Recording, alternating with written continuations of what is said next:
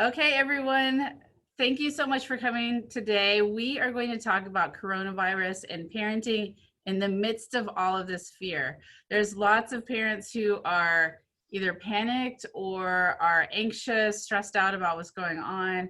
A lot of it comes down to lack of control and not knowing what's going on. So, we're going to talk today with Nadia Ahrens, who is a transformational coach and psychotherapist. She's going to give us some insight as to what we can do as far as parenting. So, welcome, Nadia. Hi, thanks for having me, Sheri. It's a pleasure. So, I wanted to start out by kind of saying a few things that are going on that we have all noticed that is probably adding to some of our anxiety. First of all, we have, especially in this area where Nadia and I live, we're kind of the epicenter of coronavirus in the United States, unfortunately. Currently, we have had 25 deaths that have happened because of coronavirus, confirmed cases as of today, 647. But what we're really noticing is all of the changes in our society. The schools are closing, not all of them, but a lot of them. A lot of events are being canceled. Costco is being ransacked. Toilet paper is sparse. And we just are seeing all of these posts about it on social media and in the news, which is really creating a lot of anxiety and emotions around this. So, Nadia, let's dig in and just talk about what's going on. Where do I even start? That's the biggest question. First I want to acknowledge, like, even though I'm a therapist and a coach, I'm a parent, and I, even with all of my 20 years of experience, there's still fear that comes up, and so this is really a pandemic, obviously, with the actual virus. But what is happening as a byproduct is there are all of these fears that are, skyrocketing. And so there's also a fear pandemic that is going alongside of the coronavirus. And it really is about learning how to manage your fears and anxieties so that you can be a better parent for your children, and to manage, their fears and anxieties, because what happens is they feel what you feel. Mm-hmm. And so there is, do you want me to go into it right now? I could totally go into the brain science. So I get super floored by this information. So there is, we all have a mirror neuron system in our brain, which is a group of cells that are responsible for compassion, empathy, and sharing feelings of joy, feelings of sadness, and feelings of fear. And so that makes us human, and it makes the connection with other people happen. And so there is a phenomenon called an emotional contagion, and this is heavily psychologically researhed, if that's even a phrase, backed up. And what it is because of this mirror neuron system, what it's essentially, in the easiest way to explain it, it's like catching somebody else's feelings. Mm-hmm. So just the same way you could catch a cold or catch a virus, you could catch somebody else's feelings. If somebody's feeling sad, you're going to feel sad. And so this is why this is fear is a byproduct of what's happening these days. So one of the really important things is to really become aware, which is always the first step, of what your feelings are and how does anxiety look like and show up in your body. Well, and on that note, Nadia, there's also research that shows, like, if you as a parent, you come in the room and you're stressed and your blood pressure is raised and elevated, they show that the people in the household, theirs raises also. And right. It kind of, it's similar to the mirror neurons. This is like a, physiological neuron almost, like they're going to catch it. The emotions are going to feel it. Even if you're trying to mask it, but your body's like all tensed up and anxious, your kids are going to feel that. Oh, absolutely. It is the emotional contagion, and it is a physiological effect. So anxiety you know, everybody says, oh, I have anxiety, or I've got this diagnosis, that diagnosis. But when you strip away that word, the underlying core feeling is fear. And so when we are feeling fear, it shows up in two different ways. And this, you know, this is related to the physiological piece that you're talking about. So it could show up as the parasympathetic nervous system, or within the sympathetic nervous system. The sympathetic nervous system is your fight or flight response. So when that happens, your blood pressure raises, you start to sweat, your body temperature rises. A lot of people, you know, start to shake, or they get splotchy red on their skin, or they have stuttered or stammered speech. It looks like anxiety, or an anxiety attack, or a panic attack. Mm-hmm. Conversely, it can also show up through your parasympathetic nervous system, which is the freeze response. And so when this happens, it's kind of like those nature documentaries when you have that cute little animal just like kind of kicking it by the river, and then all of a sudden a predator comes and it keels over and like legit like looks like it's dead. Mm-hmm. That is the freeze response. That is, these are both survival mechanisms. And so when that happens, that little animal and humans, this happens to us too, our blood pressure goes down, our body gets cold, and we essentially go into paralysis. You know, that's where that's a good way to remember it, parasympathetic paralysis. And it's essentially like we don't have an appetite, and we're like walking zombies. So what happens, so as I'm talking, I would love the parents to start to think about, like, how does fear show up in your body? And does it show up the parasympathetic way, you know, like the little cute animal, or does it show up as fight or flight? And so Nadia, let me ask you on those two things. Are those something that is just in the moment, or are those like responses that can be like elongated, like for a long period of time? It starts out really as just a little bit of it, you know, as it's both, quite honestly, right? So if your system is on overdrive in the sympathetic nervous system all of the time, you're going to see, and you've seen these people, I've experienced it, where they're just go, go, go, go, go. And they're in this constant state of chaos and anxiety and fear, and they can't seem to slow down. They can't quiet their minds. They can't just be, you know. And so that is the cumulative effect of somebody who's constantly in the sympathetic nervous system, the constant fight or flight response. And that, I would assume, gets in the way of logic. Like when you're thinking like emotionally heightened, your logic piece is kind of offline. Right. You can't, because you can't use both parts of your mind at the same time. And so the chronic fight or flight, that gets diagnosed as anxiety or panic disorders. Conversely, if your body is shutting down and super lethargic, that chronic parasympathetic gets diagnosed as depression. Mm-hmm. That being said, if you don't have either, you also it could be episodic. You know, like right now, everybody's got this fear response happening, and then as it settles down, we too could settle down.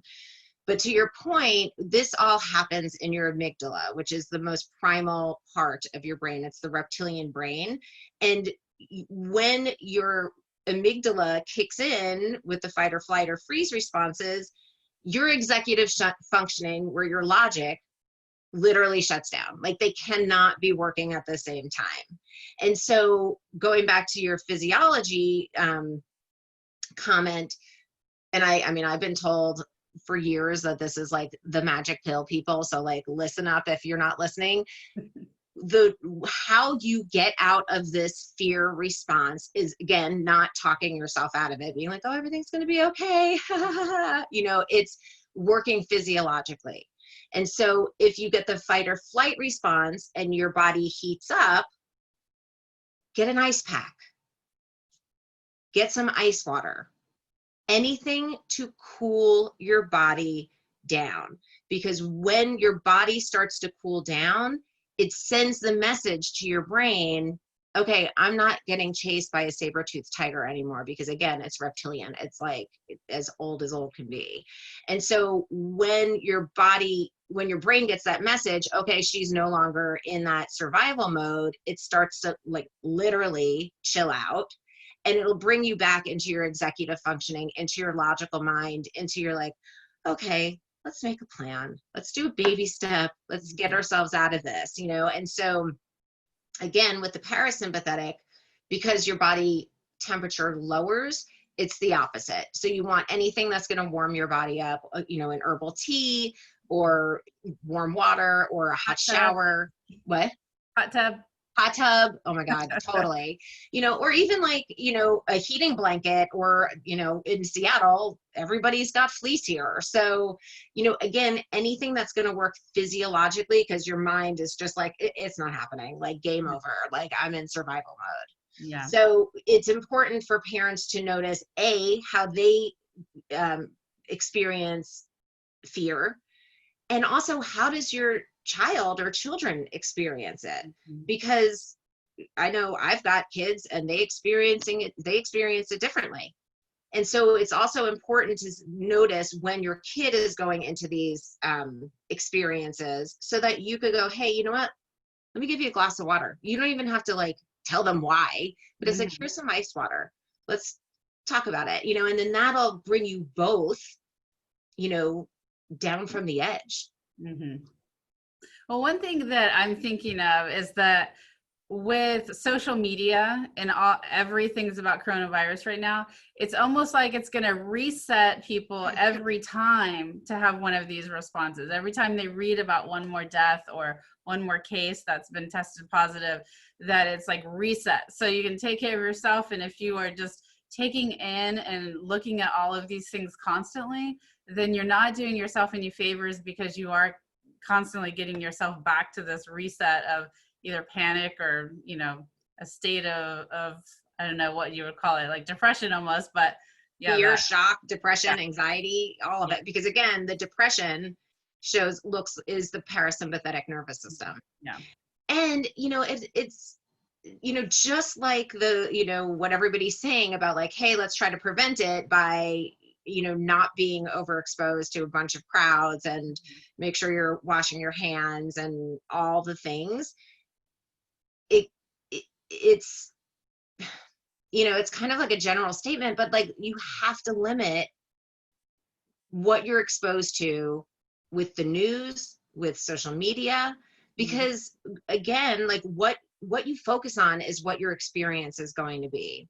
And so if you're, and look, and it's not to like stick your head in the sand, right? You know, because that's not good. And it's not a Pollyanna, you know, oh, everything's going to be fine. It's no, look at the headlines, see what's going on, read your school emails. I mean, I'm in the Seattle public school system, and our kids are still going to school, you know, and so it's like, do the things. And, you know, again, everything in balance. My great grandfather used to say, everything in balance, everything in moderation. And this is the same thing. Like, try not to get swept up by all of it, because it's going to affect you. I mean, I was reading an article last night about how Seattle fucked up, essentially. Sorry, everybody, I cursed. But you know, that there was something that went wrong, and that's why it wasn't contained, you know, with patient zero. And I was like, oh my God, should I start buying like water bladders? Like, you know, like I start to, and most likely everybody else starts to go, oh shit, maybe this is bigger than I think. Or, uh-oh, should we be doing this? You know, and then it's about, okay, I read my article, I'm gonna put it down, and now I'm gonna, like, you know, watch some puppy videos or something. You know? Right. Yeah. Balance it out, you know, and again, go on with your life, take the precautions, but also take the emotional precautions too, and to be aware that, you know, like, God, you can't even cough anywhere right now without I mean, as an empath, I'm an empath, so it's like I feel things a lot Mhm. more than the average person. So it's like you cough and then you feel the fear. You know? Right. So Mhm. it is about, going on with your daily life, taking taking everything in small doses, and also just being aware that, especially the news and the national news, and it glorifies everything, and it's based off of fear responses. And Right. so when you're aware of that, take it with a grain of salt and do what you can at home with yourself, with your children, to get through this, because we don't know when it's going to die down, essentially. Mhm. And so this is a long haul. This isn't like, hey, we're going to quarantine for 2 weeks and everything's going to go back to normal. Like, our entire planet is, like I said, it's like the system just busted. Mhm. And so it also is about refocusing and going, how do I want to spend this time at home if I have to quarantine my kids for a few weeks? Like, yeah, it's going to drive us crazy. Yeah. And maybe let's take this time to really have some quality time with our kids, and refocus it so that we could be like, okay, you know what? I got to say, quite honestly, as strange as this sounds, the coronavirus is doing wonders for our environment. I mean, our pollution is down, so it's like, maybe the companies are going to start, really encouraging working from home in the future. And maybe this is a grand lesson for people to start to trust the process, because when there's a lot of fear, and I think our society without the coronavirus is very fear-based, we try to control things, and this we can't. So, try to manage what you can manage, Mhm. and it's about learning how to trust, what you're feeling, what your kids are feeling, in order to, take these baby steps forward. And so if you're one of the if you get tons of fear and anxiety, like, try not to look out super into the future and future trip, because that's only going to keep you in that state of anxiety, and you can't control anything. If you're constantly looking in the past, that's going to not be great either. And so is the more we could stay in the present moment, check in with our feelings, check in with our kids' feelings, we're going to get through this. Right. And I think it's important to think about the messages that we are sending our kids. We have lots of opportunity here of how do you take care of yourself when you're anxious and stressed. So whether we're feeling that or our kids are feeling that, we have the opportunity to teach them that. We can talk Absolutely. about what you can control and what you can't control. We can give them lessons about hygiene. There's a lot of things that they are watching us as a younger generation. How are these, crazy people dealing with all of this? And they're learning for the future. So we have to think about that. Are we running around talking poorly about the school districts? Are we saying they're screwing it all up? We're all going to get it because of this. Like, what is your messaging that you are flowing down to your kids? Like, are you being positive? Are you talking about proactivity and what you can do to reduce the risk factors versus like, we have no control over anything? Like, what are you saying to your kids? So be really mindful of that you're not kicking up these fear responses, that you are helping them to be calm and really understand what's going on. Right. And with a lot of fear and like trauma, the alternate thing is like, we are also going to be building super resilient kids Mm-hmm. because of this. Mm-hmm. And so, that's also important, because it's so easy to get caught up in the drama triangle of, well, if the schools don't close down, then I get to blame the schools. And I have to blame somebody because I'm feeling out of control.